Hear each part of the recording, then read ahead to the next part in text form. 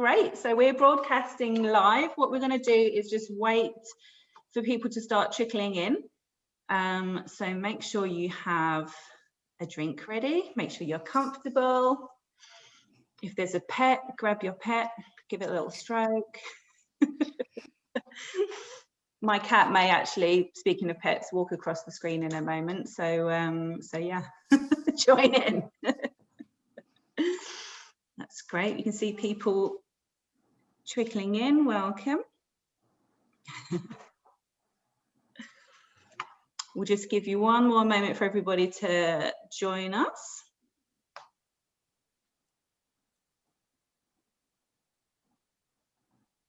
Let's have a look. Mithan's given us a little sachet there. I like it.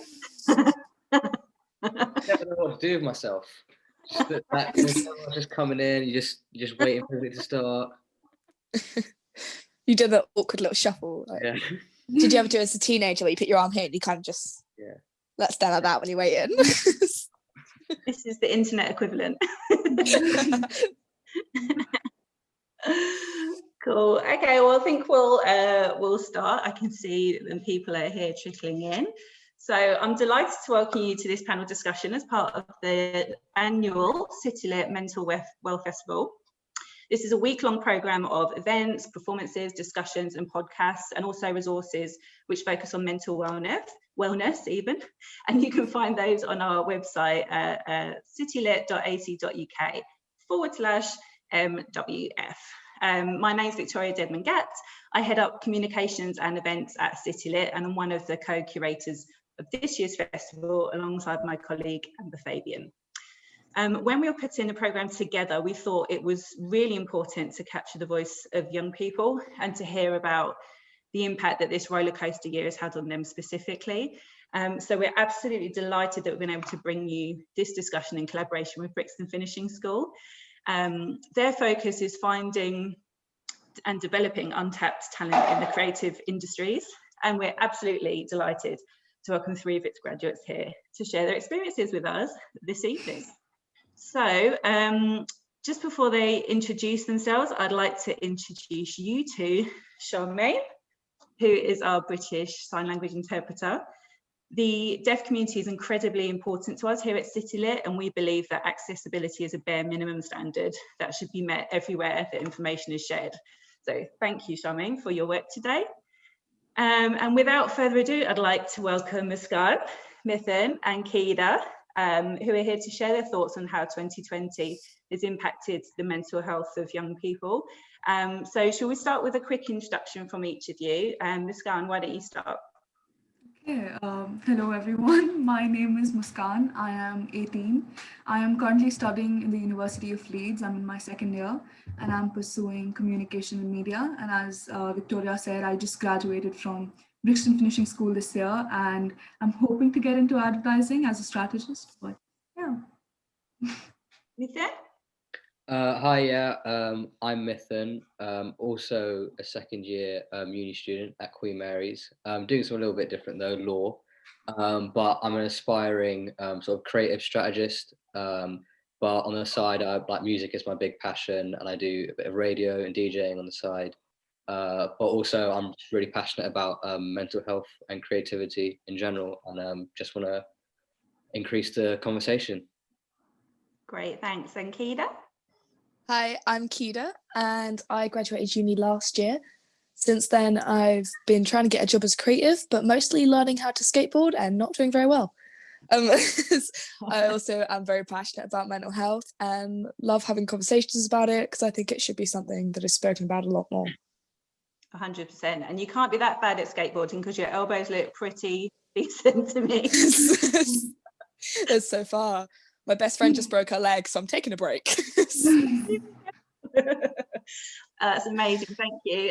So if you would like to submit a question at any point during the event, there is a Q&A button at the bottom. If there's a Q&A and a chat, if you could pop it in the Q&A box instead of the chat, then we can have a look at that and ask any questions as we go along and at the end as well. Lovely. So to kick off, guys, this year's been a lot. If we even think back to January this year, we started with, you know, climate emergency, awful fires in across Australia. That seems like so long ago now, but it was this year. Then we went into lockdown. Then we had the rise of the, well, not the rise, the re-emergence, sadly, of the Black Lives Matter movement.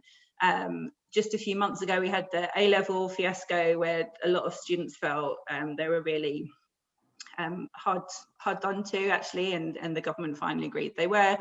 And then now we're blaming students for spreading COVID everywhere. So it just feels like it's been a lot to deal with. What aspects have you found personally most challenging for this year? We'll start with you, Muskan. Yeah, for me, I think just the exposure to the amount of news and like the amount of news you were constantly consuming, not only from news channels or like newspapers and stuff like that, but even when we just on Twitter or like Instagram, like that's all you saw everywhere. Even the conversations you were having with people, the first thing was like, how bad is it in your city? Or like, are you at home? And all of that. So it was just very anxiety inducing at that point, especially in the early few weeks, and just sort of having that shift of just not going out and just staying locked up at home. Yeah. I think that was an aspect that was difficult to sort of navigate, I think. Yeah. Mithun, did you feel the same? Yeah, I'm sure everyone at some point just got sick of hearing the word COVID as well, and the exposure to it. But for me, it was the hardest thing about 2020 was sort of suddenly, well, I spoke about how music is kind of what I'm passionate about, and I had a very sort of regimented schedule in terms of like I would go to uni, and then Saturday I would go out to some sort of concert or a gig. And, you know, that concert or like club was usually like my happy place and what I look forward to. And to have that suddenly taken away was like really hard. And it was, I would say, finding a purpose during lockdown, and just feeling like you were just, the days were just going by and you weren't doing anything. And for me, it was always, you know, the weekend and listening to music, what I look forward to. So definitely for me, finding a purpose over lockdown was the hardest thing. And that's why I started doing radio and like DJing more, because I just had to do something with myself. But yeah, I'd say that was the hardest thing. And it felt like there was a lot of pressure to have a purpose as well. Like you couldn't just be in lockdown, could you? You had to be making banana bread in the garden. Yeah, I mean, I'm sure we're going to talk about imposter syndrome a lot, like soon. But again, it was people saying, "Oh, I've learned a new language and I'm doing." Oh God, yeah. And was, you know, and seeing all these people go to the gym, like do all these gym things, and I'm just like sitting having nachos and salsa, and I'm just like, I don't know. Everyone's showing their like post-lockdown body, being like, "Oh, I've lost this much weight," etc. I think I'm just dreading putting on my jeans. Like, this is not for me. Yeah, there was a lot of pressure on doing something, and my group of friends are all very artistic because I went to an arts uni, so yeah, it's film, there's animators, a lot of it, and there was a lot of pressure on what are you doing in lockdown, what are you creating as an artist, you should be creating something. And I'm gonna be honest, the first like 5 months of lockdown, if it was that long, I don't know, I did nothing until Brixton. I did nothing at all. And like my brother had moved in with me for it because he actually lost his house on the day before lockdown. Oh no. And so came to stay with me and ended up here for the entire time. And so I spent the time just surviving lockdown and just making sure he's all right and my partner's all right and everything. I made nothing productive. I bought a sketchbook and did like one drawing. But there's so much pressure as a creative person or as an artist to be like, oh, it's lockdown, it's an opportunity. You should be doing something amazing. And I'm quite glad that I just took that time to be like, well, this is what I can currently do, and that is just get through it. I don't have to be like astounding everyone with drawings every day or doing a dance class from home. And it's amazing and inspiring to see people who are, but I don't have to do that. Yeah, it's like it's okay to just feel your feelings for a little bit. Yeah, and just surviving is actually, you know, optimal at this point. So I don't know, I mean, obviously you guys have all been in contact with your friends over the same period? Have you felt that they've kind of felt the same, like this, they feel like they're supposed to be doing something, or have you witnessed that they've been, you know, really struggling with kind of the forced separation, kind of missing, like you were saying, like that the clubs were a happy place and now that's totally been taken away from you? Do you feel like your friends have felt the same way as well? Oh yeah, 100%. And like considering me and Muskan are both university students, and the university experience, you can barely call it experience now. Everything, it's not really much of an experience. So to have like everything, you know, you're looking forward to, like dashed, and having to suddenly like find something new to do, like that's like everyone has like faced it. I suppose it's not really unique to me or anyone here because everyone's had to deal with that. But yeah, I agree with everything Keita said as well, because so all three of us were at Brixton over the summer, and we're supposed to be a group of like untapped talent. And when I sort of met everyone and I saw all the incredibly talented people there, like my mind was just blown. I was like young people are doing like all these cool, amazing things, and the side hustles they've got. Yeah, people are working full time and they're doing like all these like it was crazy for me to see all that, and I won't lie, it was scary, like to see people like doing so well and doing so many creative, amazing, cool things. Yeah. So yeah, the dread of like finding something to do with yourself while simultaneously watching everyone apparently thrive. Yeah. But just to add to that last point as well, obviously like social media is like a big part of it, because we have no idea how people's lockdowns actually are, and just because they're learning a new language or doing something creative, it doesn't mean that they're doing well. So social media didn't help before, but it's probably made it worse in terms of people feeling like they need to be doing something themselves. Yeah. It's really interesting, isn't it? Because it's supposed to be something that like really connects us, and I think in a lot of ways it has really connected us. But also it gives you that kind of sense that you're not doing enough, or you're not enough, or you're not as successful compared to somebody else, doesn't it? Yeah, I was just gonna add to what both of you said actually, that on social media it's always like the successes you see of people and like them in their, I don't know, best outfits, best places they visited and all of that. It's always like the good part of things. And it's very easy, especially when you are so, I don't know, anxious, or like when you are in your like down phases, to think that that's what reality is like and that's what you're missing out on. And then that just sort of makes you feel worse. And I feel like I'm speaking for myself, but I'm also assuming that all of us went through this, that there were phases where you felt like, oh, like I didn't make it out of that day, and like I was just in bed all day and this was just awful, like I don't know what I'm doing with my life, sort of thing. And yeah, I think that was heightened during the entire lockdown situation, looking at, especially because you was also on your phone a lot, like constantly. So I mean, if you would see this kind of content, say for half an hour a day, you were seeing it for like a few hours. Yeah, I'm not going to mention how many hours I was on my phone, but well, I was going to say as well, the judgment from your phone when you get the little report on the Sunday, like your screen time was up 87%. Oh gosh, like, okay, stop judging me. Adding to like what Muskan said, I think there's a bit, so I haven't really done one of these panel talks before, so I'm just going off on like lots That's fine, we're just chatting, no one else is here, don't worry. I feel like that's the whole point is just we go off on random tangents. Yeah, absolutely. I could do that for hours. I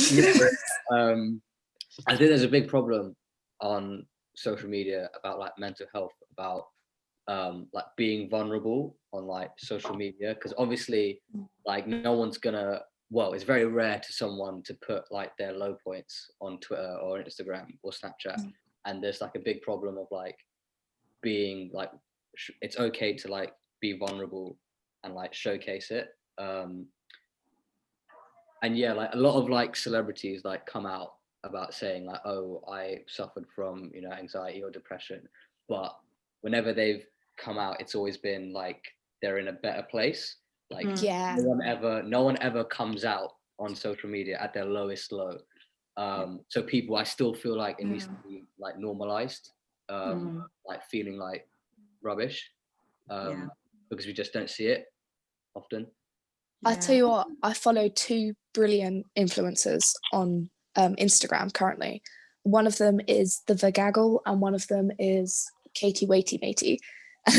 She's quite a small influencer, but she talks a lot about mental health on her platform, and she makes a point to talk about when she's had a really bad day anxiety wise, and she does Instagram lives quite often and like Instagram TV things. And she put up one recently where it's like, yesterday was terrible for me, I had a very bad day, and she made a point to be like, I also have lows, you see a lot of my highs, here are my lows, it is a balance. And they're both body positivity influencers, because that's what I like to try and follow. But yeah, it was really interesting to see, because as soon as I saw it, I was like, oh no, you don't put that on Instagram. Oh. And for a second I was like, oh no, what's she doing? But, you know, I do think it is a positive thing to do, because that is real life. Yeah, 100%. It's funny, there's a fitness influencer that I was following, and she did some like 2 side-by-side photos and said, at this point I was at my lowest, and you know, I'd lost myself. But I thought to myself, I remember seeing that photo when you posted it originally, and you were hashtag living your best life, hashtag blessed. And now you're telling me actually that isn't your truth. And you know, it's really difficult, isn't it? Because we all do it, like we all put pictures on that are our loveliest things. So it's kind of, do you think in a way maybe we need to start being fearless and leading by example in that? Absolutely. I only post when I'm abroad. I mean, usually I don't like influencers, but these guys seem to get the thumbs up from me, Kida. I'll let them know. Yeah, but I think it's like being vulnerable on social. So I brought this up, and I'm gonna like kind of disagree with me at the same time. Go for it. Like, I think because being vulnerable like on social media is like really good, and I would encourage it, but at the same time I wouldn't want to tell anyone how to deal with their issues. Like if you want to like, you know, curl up in a cocoon and kind of like shut off from the world, like that can be like one way you deal with having a bad day, and you just want to like turn off like your phone. Because I mean, Instagram, like posting on Instagram when I'm like feel good already like makes me anxious. Like that's true. I'm scared of posting on Instagram on a good day. So like posting on Instagram about having a bad day, like that's crazy for me. So yeah, everyone, you're allowed to not post and post if you're feeling down. Like no rule. What worries you about posting? That people won't like it, or that people will say, you know, be horrible, or what makes you feel that?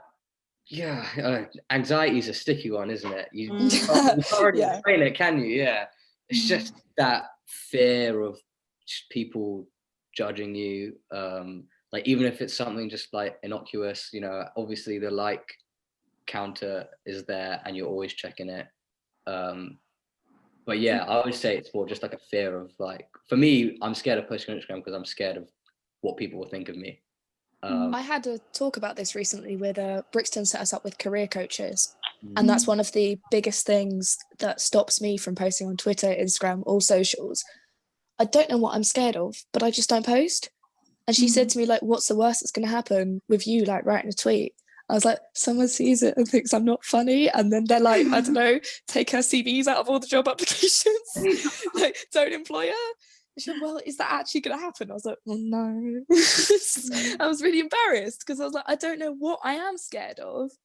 And so I've been trying to post a TikTok every day, and it's been absolutely terrifying, and I don't even watch them. I like edit it together, I put it out there, and then I turn my phone off and I'm like, goodbye, it's done. Also, sorry. No, go ahead. Mithun's point earlier where he said that when he posts, obviously the judgment of others, but I think there's also 2 other things. One is obviously the hate, sort of if you get like, you know, what this is all fake and all of that.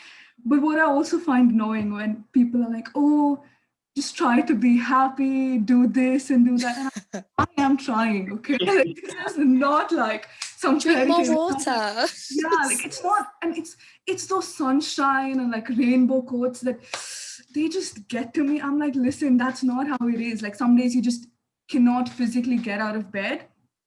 And that's the conversation we all should be having, not like, oh, I don't know, go for a run, it'll be okay. Like it might be okay for you, but that's not how it is for everyone.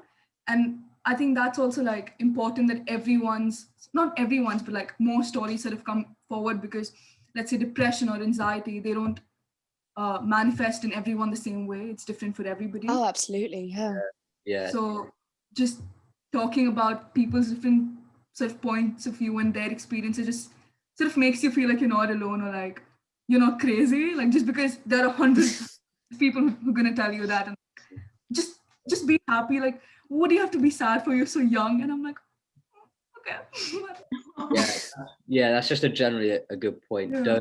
Don't impose like your like way of dealing with things on other people, because like I deal with stuff by listening to music and DJing.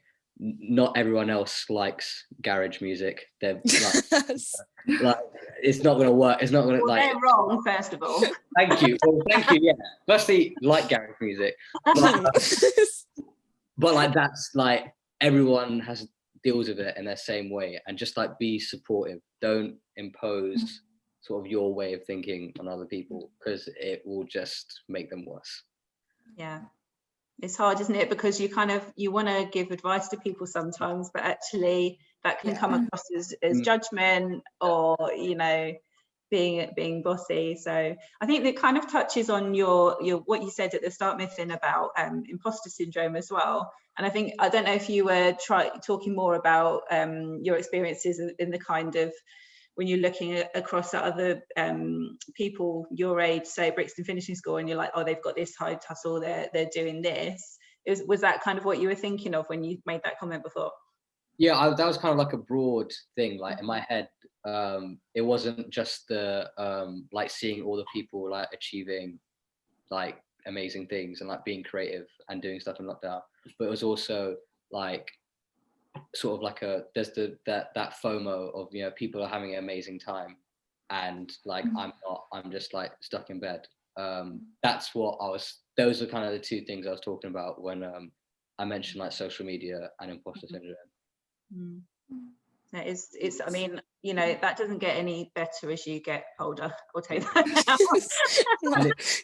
Yeah, I still now think, I see people who are my age that are doing jobs that are like, way more seem glamorous or more senior, and I think, God, I could never do that. But it's the difference is those people tell themselves that they can do that. So yeah, we all need to just be kinder to ourselves, I think.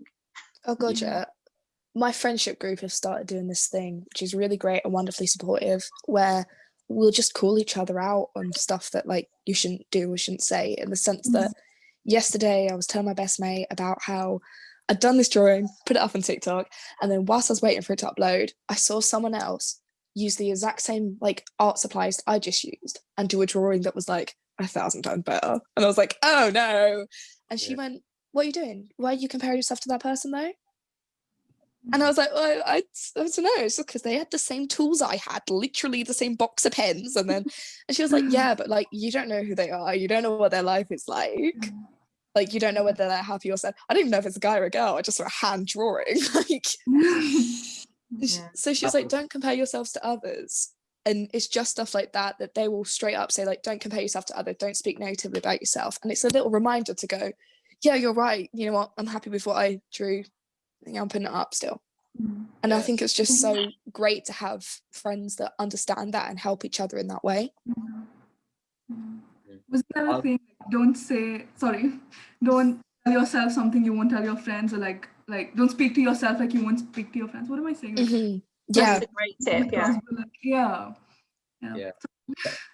That was something that was really hard over Brixton Finishing School as well, because we were told well, essentially a big part of Brixton Finishing School was networking with Oh yeah. other industry. I hate networking with a passion. Oh my God. I hate networking, because a big part of it for me was that everyone at Brixton had to network, and like you see my LinkedIn is just, I'm just some random second year uni student. I'm not doing anything amazing, and it's like going up to these big industry professionals when you know there's other there's like probably people who are supposedly more talented than me also approaching these same people, and it was like really hard to like tell myself, no, just, you know, you're good at what you do, and like you can approach them no matter what. Sorry, we've gone on another tangent here, haven't we? We've gone on to network. We love tangents. It's great. Carry on. Yeah, it was just really hard for me to say to myself, like, no, like, you're amazing, trust your own source, like you're smart and talented, like approach them. But yeah, I don't know how you guys like the networking and approaching people. Yeah, it's insanely nerve-wracking, and also like this is not related to networking. This is a little different, but like to the point before, like there's this entire sense of you've just sort of almost like there's this timeline, like, oh, so like by 25, you're supposed to have like a stable job, a stable career. Are you joking? I'm 22. Yeah. And that's what I'm saying. Like it's so weird, but like it's still very. It's almost like, oh, I haven't accomplished this by this age. There's this almost like this, I don't know, this clock ticking, and you're like, oh, like everyone's got it, but me. But you see people at 40 changing their careers and starting again, but I don't know, there's just not enough people talking about their journeys and the struggles they've gone through. It's just, again, the social media thing that at 25 I have this, and you also see like people who are younger to you do great. Like, oh yeah. And then you're like, I haven't done anything. I'm just like eating ramen in my dorm. Like, I don't know what I'm doing with my life, sort of thing. But if you feel like that at 18, like, because I see 18-year-olds succeeding and having like careers and stuff, and I'm like, no, you're a child. You were born in 2002. That is shocking. No, you made a really good point there about like people not like showing their like all their struggles like in their journey, because I like people, like I was talking to people and they were talking about how they worked in like retail for ages, they didn't go to uni, and they had to like support themselves from 16. I was like, why aren't you like showing this off? Like this is all really cool, like you like had struggles, and like if you know people my age also know that you can like overcome struggles, then like that would just be so powerful. But it's weird how, again, it goes back to the point of like we like to hide our vulnerability. But yeah, that's a good thing about Brixton. Like we're kind of told to sort of empower the fact that we probably are a bit different, and you know we're not just the same. You know, people going into the creative industry, we're like nice and cool, and we're not the same. Do you guys feel like there's a bit of a generational gap with talking about like mental health stuff? Because I personally, I got told off by my mum for talking about like mental health with people who could possibly be employers. So when chatting with my career coach, we were talking about like, well, why don't you like putting work out there? And I was like, I don't know, just people aren't gonna like it. She went, what if you just do drawings just for yourself? And I was like, what if I don't like it? And she went, I'm not going to lie to you, it sounds like there's deeper self-esteem issues there. And I went, I'm not surprised.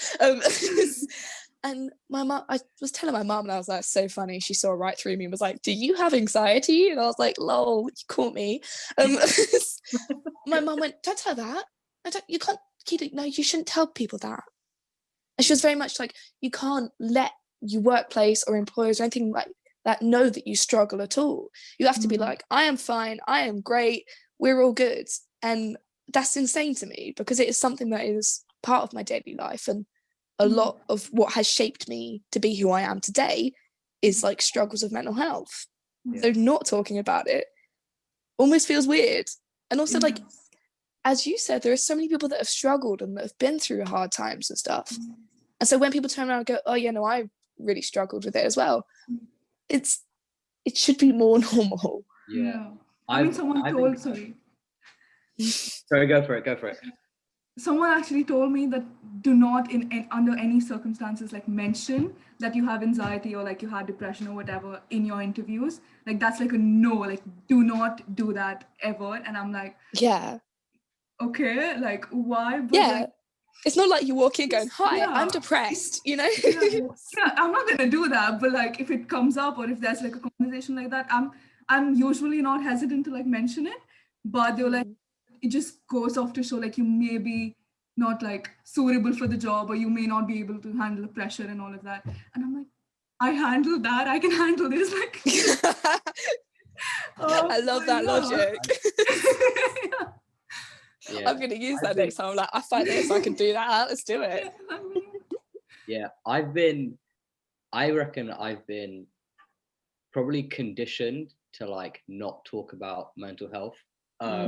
Firstly, just like society itself is not, we're not at that point yet. I know we've come a really long way, but we're still not at that point yet. And also being a man, obviously, like, and all my friends are all my best friends are probably all male as well. And it's not, we're not at that point with men yet either. Yeah. So coming from like a semi-conservative, like immigrant South Asian family, like mental health, that's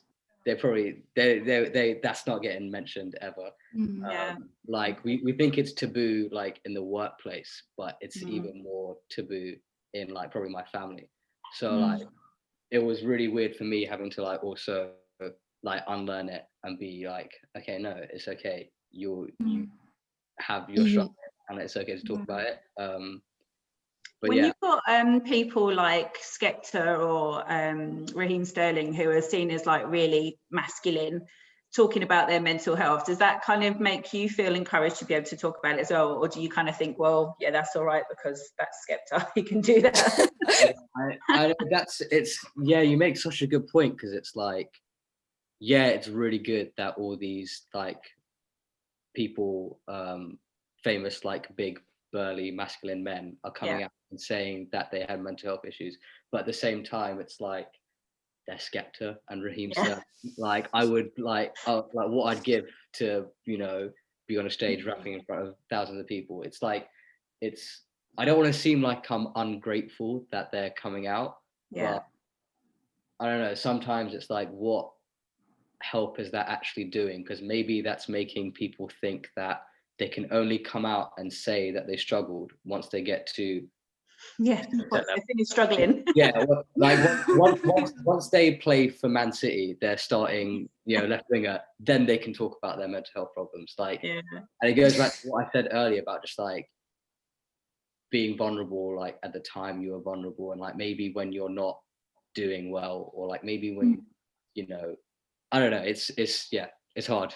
We had earlier on, we had a panel with Paul Farmer, who's the CEO of the mental health charity Mind, and he said that these influencers and celebrities are great for kind of starting, getting conversations started with people, but actually probably their biggest influences in their friends and family in terms of actually making progress with their mental health. So do you think, who would be the biggest influence on you guys, do you think? Do you think it would be your friends and family, or seeing somebody who's influential talking about it? Definitely friends and family. I don't know. Friends and family. Friends and family, yeah. I mean, when you look at influencers, it's good to feel like others go through it as well. When you like talk to your friends and family and they are sort of accepting, it's okay for you to have it, if that makes sense. Like, like, and I feel like the biggest thing for me was when I was talking to my parents about it, and I'm like, you know, I really think like I'm really struggling with this. And my dad had like a little bit like, oh, you know, it's a phase, it'll pass or whatever. But like my mom was very supportive. And then he's come around now. But like, that's the thing, like you have to fight those battles as well. Like with your close ones, to like, this is something I'm actually struggling with. And it's not just like a phase or like a bad day or like pass away sort of thing. It's just something that I have to deal with and like hopefully get better with time. But yeah, I think friends and family is like a big one. Yeah, definitely. We've got a question. There's one from Francis. Sorry, Francis, I'm going to paraphrase because it was a long question. But I think the gist of it was: should we start having these conversations with children younger, so that actually by the time they get to around your age that they may be better equipped to deal with it? I think absolutely. I've got two younger cousins that are, they're sort of like my little siblings. I've known since birth and I absolutely adore them. I'm one of those people that just loves kids. And one of them is now 9 and the oldest one is 14. And they both know that I've struggled with mental health before, and we talk about it like openly in front of the kids. I'll say like about 2 years ago I was on medication for a little bit, and I'll say to them, oh, I've got to take my meds, I keep forgetting or whatever, or we'll talk about it and like, how's it going with the meds, do you think they help or not? And it's not something that's like, oh, wait until the children go to bed sort of thing. It's we make sure that they are sort of like there and they're aware of it, and they understand that it's just like any other part of you getting ill or not working properly. If you break an arm, you put a cast on it. If you're struggling with mental health, you go talk to someone, a lot of it. And I think it's really important. And I know that the 9-year-old, her school is really brilliant and really inclusive, and they teach children of all sorts of different abilities as well. But they also teach basic CBT techniques about how to deal with stress and anxiety. And so she's aware of that already. The 14-year-old, she's on the internet. She's got TikTok, Tumblr, a lot of it. So she's way aware. She reminds me sometimes. She's like, oh, Kida, take a second, breathe. And I'm like, all right, I'm 22. But it's always been a big thing in my family that this is something that you talk about. And I think it was largely because my mum struggled a lot growing up, and her parents didn't talk about it. So her and her siblings have kind of been brought up with the idea of, this is something we discuss. We talk about it openly as a family. So I think it's massively important. Yeah. And do you think, sorry, carry on with him.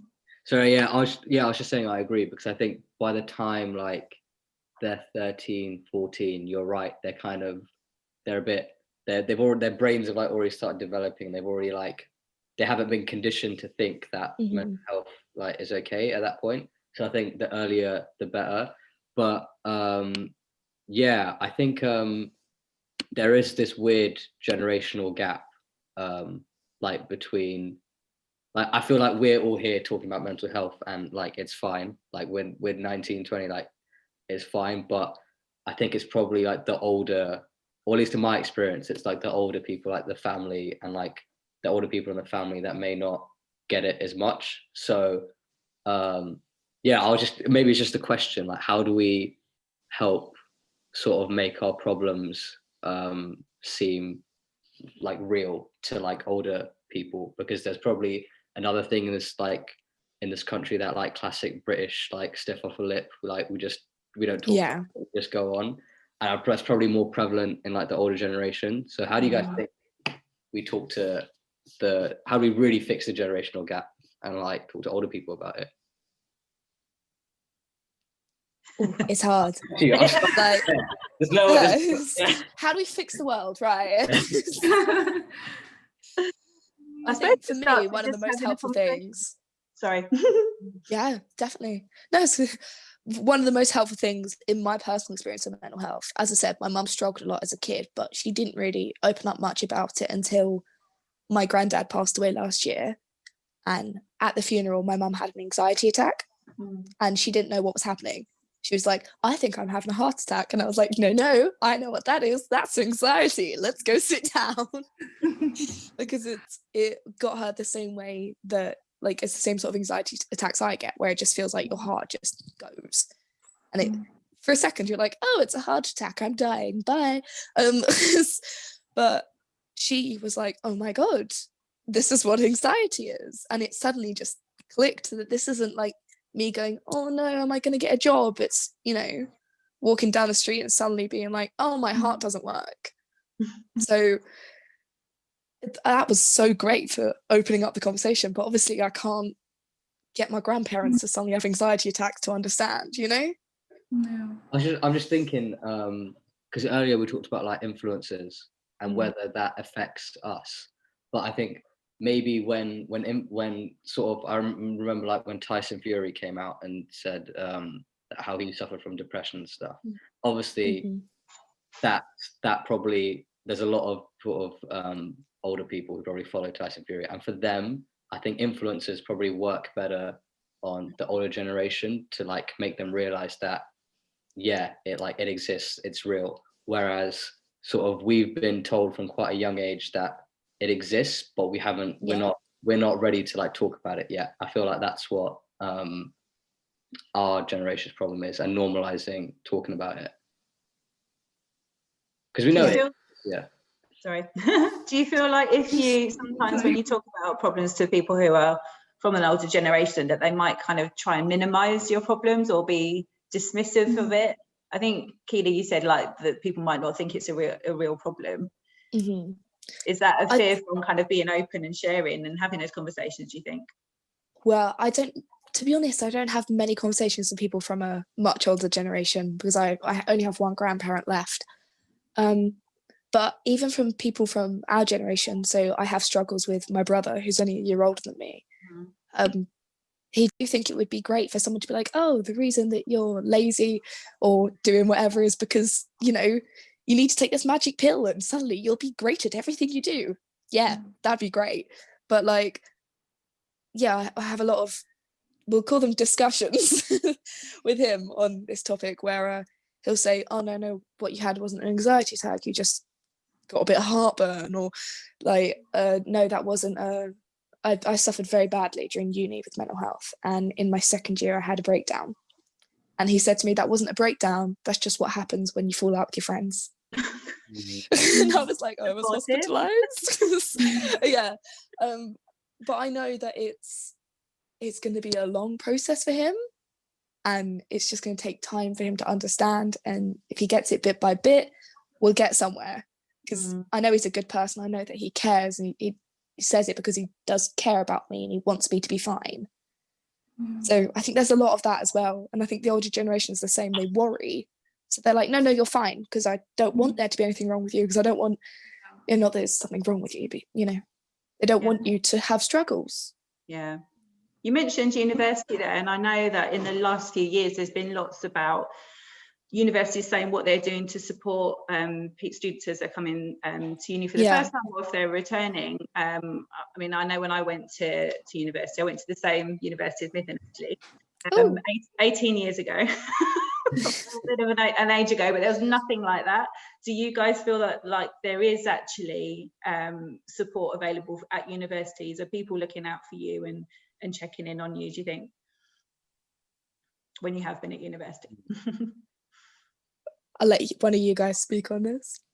I don't know. For me, I know it exists. Like, we have these stalls where you can go in and have an appointment, but for some reason, I haven't been able to haven't been able to go and access that for some reason. Like, I know it's there, but there's just some barrier that, I don't know, I just have not been able to like get past that. Yeah, I agree. It's like, it's so hard to articulate, like we know these support systems exist, but it's still like you always just have that voice in the back of your head that's like stopping you from like coming out and like trying to get help.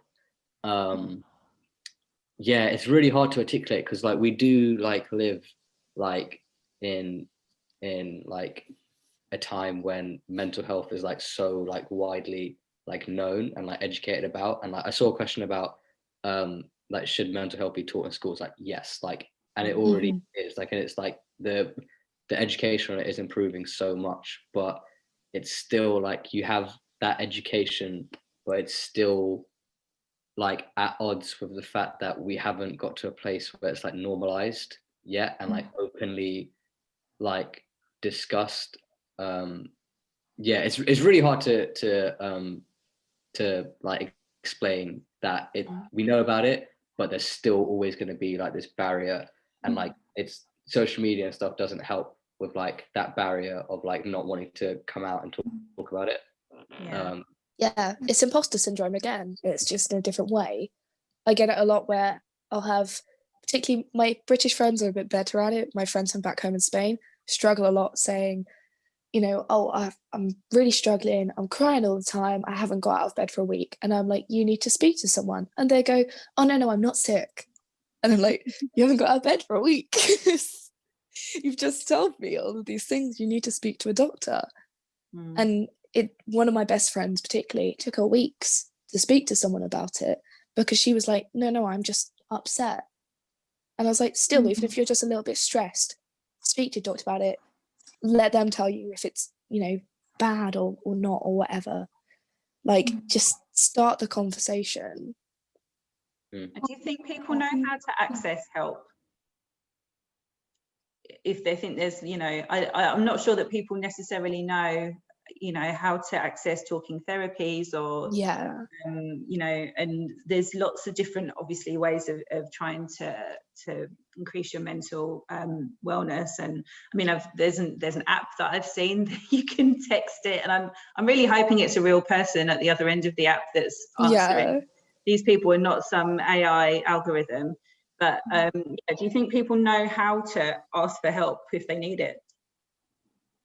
I'm not sure. The problem is, even when you do ask for help, this is from my personal experience and not a judgment of the system entirely, but like I've really struggled to try and get myself set up with a counsellor in my new town since leaving uni. So, I made loads of great progress at uni. I feel like I'm in a really good place, and I was recommended that once I feel settled and good to start like attending counselling to just help improve and everything. And I have to go to try and set up an appointment with my GP. I live in a town centre, so that's always full anyway. Once I get there, I go in, I say I need to speak to someone about seeing a counsellor. They send me off to a specialist to assess me to see whether I need to see a counsellor. I go to that specialist, they give me a bunch of leaflets. I checked out all those leaflets and all of them are full and not taking any more patients. And the entire process took me about 2 months because I'm sent through each little hoop.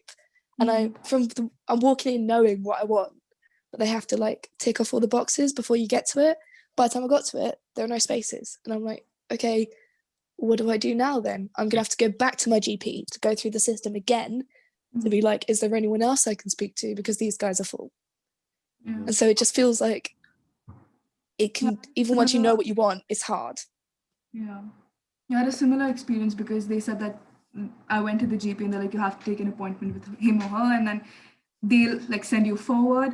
And I went there twice. It was packed, and you had to reach that 8 to get an appointment as well. So uni is also there. But then they said that there's a self-referral form as well. So I was I filled that up. I heard back after 5 months. Oh my God. Yeah, and I don't know. It's anyway difficult to go up and ask for help, and then once you've asked a few times, I don't know, it could be just me, but then you just don't feel like doing it again and again. Yeah. It gets a little, I don't know, taxing, but yeah, I agree. The hardest part is building up the courage to actually go up there in the first place, and then when you have to deal with all of the other waiting in line and doing all this shit, all this other stuff, it does not help. It makes it so much worse. So I definitely agree. It needs to be made easier to access. It should literally be as easy as a text message or a phone call to get help. But yeah, I agree. I think the hardest part for me as well is once you get past that, once you've built up the courage to actually ask for help in the first place, is then when you are there. And for me, I always struggle with my words to articulate why I'm feeling, why I feel. Yeah, there's just so many barriers to actually dealing with your problems. But I suppose it's kind of a kind of a bit of a blessing and a curse, because I kind of found ways to deal with it through other avenues in terms of creativity and almost distracting my mind from it. Yeah, but it's mad that you've had to do that yourself. Exactly. You know, you've tried to go down the system and be like, oh, that's not working. I'll just have to self-treat. Yeah, it's pretty crazy how I've tried to get help and I've kind of been it's not really for me, and then decided to focus my attention on other stuff to deal with my problems. That's a really great point, because actually there's a question from Amber, and she's asking what all of your coping strategies are. So you've mentioned, Mithun, your kind of creativity is a massive outlet for you. Yeah. Like that's one, obviously like every person does it differently, but I know firsthand how hard it is to actually like come out and say you're like dealing with something and then like get help. So for me, it's always like about doing something to kind of like distract myself. And like for me, that's like doing something creative and like having a creative outlet, whether that's like music or something else. Because I know that everyone deals with it differently. And I know we kind of the conversation around mental health is always like you can talk to someone, but then sometimes I don't want to talk to anyone about it because it just makes it worse. It just makes me like feel worse. And like sometimes I want to distract myself and, you know, just go DJ for about an hour and like forget about it. But yeah, it'd be interesting to hear what you guys say. Yeah. How about you, Muskan? Yeah, for me, I write. Like it's not necessarily even like what I'm feeling or something like that. Just write, like I write poems and stuff like that. So just that, I don't know, it just makes me feel lighter in a way. Also, like for the longest time, I would use like work and studying and all of that as a distraction, just because I felt like I would have to deal with that. Like I'm busy right now, so like sort of postponing it, which later sort of like it just made things worse by the end of it, because I was taking on so much work that I was burning out, but also like my anxiety was getting worse. So yeah, I do not recommend that at all. Like work, never. Like yeah, writing for me is a big one. Yeah, and like listening to music and I don't know, just breathing. Yeah. So for myself at the moment, I'm quite proud to say that I've been doing quite well. So I've don't really have many, but when I'm feeling down or low, I like to try and either that day or the next day, if I'm too like, you know, I can't today, get something like productive done. So at the moment I'm doing Inktober, and it takes me 10 minutes a day to do like a quick drawing and just not think about it, not worry whether it's good, just get it done. And is that drawing every day for October? Yeah, every day of October. And that's been really great because I know that I'm doing something that is working on my mental health and improving, because the more I draw and just put it out there and I don't worry about what I'm putting on paper, the better I'm going to feel about it, as well as the better I'm just going to get.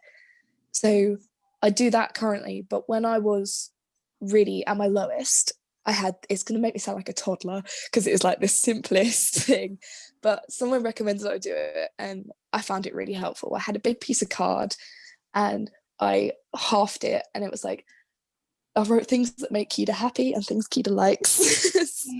And I just drew on it and like made lists, and it was dumb stuff like pot noodles in sweet and sour flavor and Studio Ghibli films and things like that. And then when I was feeling down or sad or low, I would look at the poster and pick a few things off it, like a child picking what they're doing for the day and be like, I'm gonna do that and that and that. And that's what I would do. And it's like a little treat to myself to be like, yeah, these are my things, like cuddling a teddy bear, like, yeah. And it was just, yeah, it just made me feel a bit better. And it really helped at that point. I can't imagine doing it now because I'm not 5, but at the time it was really helpful.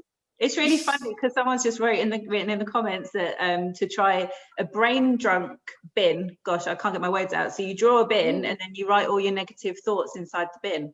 I don't know, Izzy, if you throw that in the bin then, or did you keep it? But that sounds like a good idea, because it always feels better, I think, when you kind of write down. Oh, I get a bit too dramatic with it. I'll be like, oh, I'm not feeling great, and I'll start writing. I'm like, the worst day of my life. It's the theatre kid comes out, and I just get carried away. But also, like on those low days, like, even getting one task is like a big thing. Yeah. Just because I remember at uni, like if I was like having a bad day or something, like I just clean my cupboard or like just do my laundry.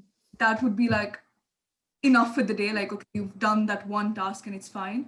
I do shower and fresh clothes as well is a great way to do it. Yeah. Like some days even getting that one thing is difficult, but on the days you can get that one thing done, for me it's massively helped, just because I feel like I've ticked one thing of the to-do list or like done something productive. Yeah. I think all of those are really amazing strategies, and I hope that people can kind of find something in there. It's really fun. Obviously, you're all going to be working in creative industries, but you've always said creative things that are your kind of coping strategies. It's very cool. And I think at CityLit, you know, we know that there's a proven link between lifelong learning and positive mental health. So obviously we think learning a new skill, you know, it's great for kind of keeping the brain ticking over, but also those connections you make with people with face-to-face or online is really great too. So yeah, that would be one of my things, I think, is learning something new. So I think we're kind of coming towards the end of it. It's literally whizzed by. I don't know if you want to kind of do like a final thought each. Muskan, do you want to start? Sorry, I've just really put you on the spot. Say something really profound now. I don't know. It's been nice talking to everyone, and it's just nice that we're all like open about discussing our personal stories as well. I think that's important because that's kind of where it starts. Like, a lot of times you don't understand it when like it's said in like writing or someone says it until and unless you experience it. So, which is sad, but I guess it's just as many stories as they can come forward. Yeah, I'm just jumbling over words. That's great. How about you, Mithan? Got any last thoughts? Yeah, no, I've also really enjoyed this. This was I didn't really know what to expect, but this has been really fun. I really like this. I could do another panel talk again. But yeah, I was gonna say I was like terrified of doing this before. I don't know how Muskan and Kida felt, but I was like, I've never been on a panel talk before. Yeah, Like, I'm just sweating. I'm not interesting. Like what? Oh. But yeah, no, just kind of on that. Like it's, you know, your self-worth is really important, and knowing that you are worth it and that, you know, what you're doing is, you know, good, and you may be having a bad day but you're still worth it, is just really important. And I guess pushing yourself to do new things like doing a panel talk is, you know, really good, because I just remind myself like, no, you can do this, you are relatively interesting. But yeah, just remember like you're worth it. Yeah. So I'm gonna end there. Okay. Kida, any last thoughts? Don't know how to follow that up now. That was so like nice. I want to change mine. You can change yours. Yeah, just, you know, similar things, and I hope that us talking about it has helped you guys talk about it, and just know that it is something that millions of people struggle with, and it's never something to be ashamed of. It is just a part of your life. It's not a problem. It's not something that's going to hold you back. It's just there, really. So the more you talk about it, the better it's going to get. And the whole cheesy thing, if it gets better, I remember hearing that when I was like a teenager, and I was like, oh my god, it's the worst thing ever. But like, even though right now I'm broke as hell, I'm unemployed, I can barely pay my rent, I am completely happy with my life, and I am so glad that I am alive every day. And I know that everyone can get there, and I really hope that everyone feels that. Oh, do you know, you guys have just been so honest and lovely, and I'm really sure a lot of people have benefited from what you guys have to say. So thank you all so much. I think you are phenomenal humans, and I think you're going to do amazing things, and you're definitely people to watch out for in the creative industries in the coming years. I've got some thank yous to say. So of course, Muskan, Mithan, Kida, thank you so much for being so honest and frank. It's been amazing. Charmaine, thank you so much for interpreting for us today. If you've been inspired by watching Charmaine even, and her beautiful sign language, you can learn it at CityLit. So just check it out on our website. It's really cool. I'm learning it as well, so I'm a little bit biased, but I think it's a beautiful language. So it takes a lot to organise things like this. So thank you so much as well to Ali Owen from Brixton Finishing School for making this happen, and for introducing us to you wonderful people. And behind the scenes, I've got the amazing Amber, Sam, Hayley and Kim helping me too. Thank you to them. So I'd like to wish you all a lovely evening, and I hope that you check out some events later in the week. We actually have a panel discussion tomorrow night about the same time, I think slightly earlier, about dyslexia and creativity, which has got a phenomenal panel. It's really interesting. So if you want to check that out, you can. There's still spaces available. Check out www.citylit.ac.uk/MWF for that. And on that note, I will wish you all a lovely evening. Okay, thank you. Thank you. We've got to do the Thank Zoom you for wave having now. us. Thank you for having us. Bye. Bye.